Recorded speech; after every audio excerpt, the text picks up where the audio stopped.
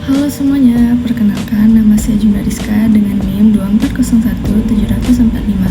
Kali ini kita akan membahas topik yang sangat penting dan sering menjadi perhatian di dunia teknologi, yaitu keamanan dalam bidang informasi. Di era digital sekarang, hampir semua aktivitas kita bergantung pada teknologi informasi. Mulai dari komunikasi, transaksi keuangan, pendidikan, sampai pelayanan publik. Setiap hari, jutaan data pribadi berpindah dari suatu perangkat ke satu perangkat lain. Karena itu, menjaga keamanan informasi adalah hal yang wajib dilakukan agar data tidak disalahgunakan oleh pihak yang tidak bertanggung jawab. Lanjut ke bagian selanjutnya, yaitu pengertian dan tujuan. Apa sebenarnya keamanan informasi itu? Keamanan informasi atau information security adalah serangkaian langkah dan kebijakan untuk melindungi informasi dari akses yang tidak sah, perubahan tanpa izin, dan kehilangan data. Tujuan utamanya dikenal dengan konsep CIA Triad, yaitu yang pertama, confidentiality, menjaga kerahasiaan data agar hanya orang yang bisa mengaksesnya.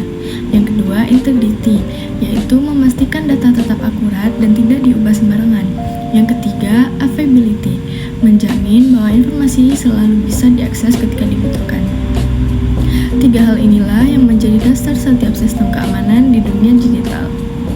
Masuk ke bagian kedua, yaitu jenis ancaman keamanan. Namun, dalam praktiknya, menjaga keamanan informasi tidaklah mudah. Ada banyak ancaman yang bisa menyerang sistem informasi.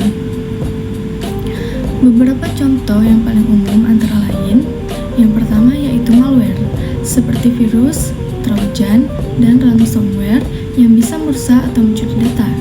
Yang kedua, ada phishing, yaitu upaya penipuan lewat email atau pesan palsu untuk mencuri identitas dan kata sandi.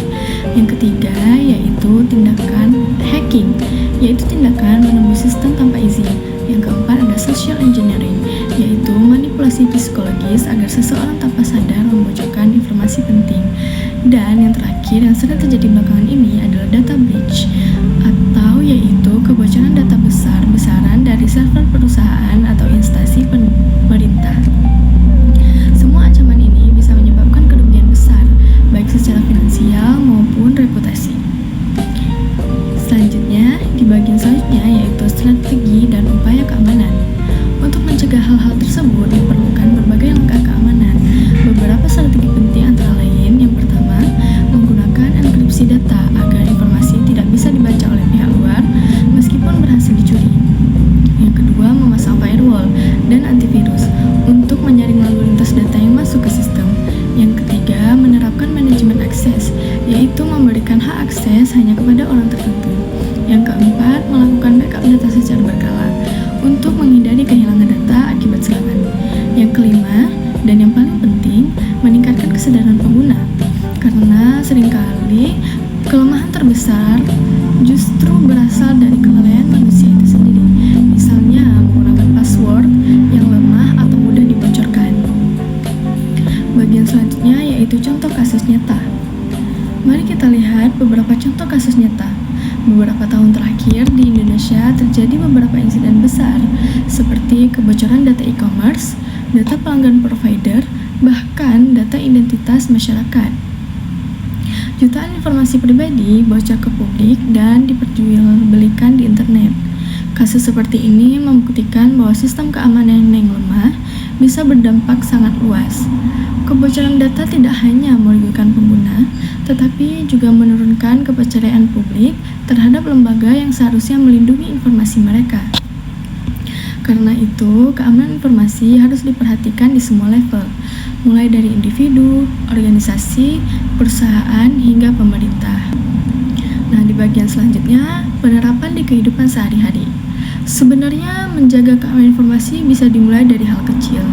Kita bisa yang pertama menggunakan kata sandi yang kuat dan tidak sama dengan semua akun. Yang kedua, mengaktifkan verifikasi 2 langkah. Yang ketiga, tidak asal klik tautan mencurigakan. Dan keempat, selalu logout setelah menggunakan perangkat umum.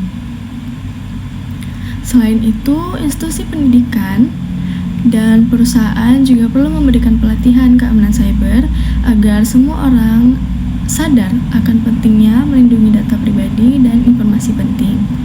Nah, selanjutnya di bagian penutup, kesimpulannya, keamanan informasi adalah fondasi utama dalam dunia digital. Tanpa sistem keamanan yang baik, kepercayaan pengguna akan hilang, dan data bisa menjadi senjata berbahaya.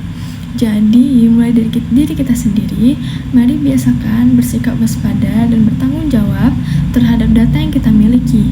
Karena menjaga keamanan informasi berarti menjaga kepercayaan, identitas, dan masa depan kita di dunia digital. Assalamualaikum semuanya, terima kasih sudah menonton, semoga bermanfaat bagi kita semua. See you di next video.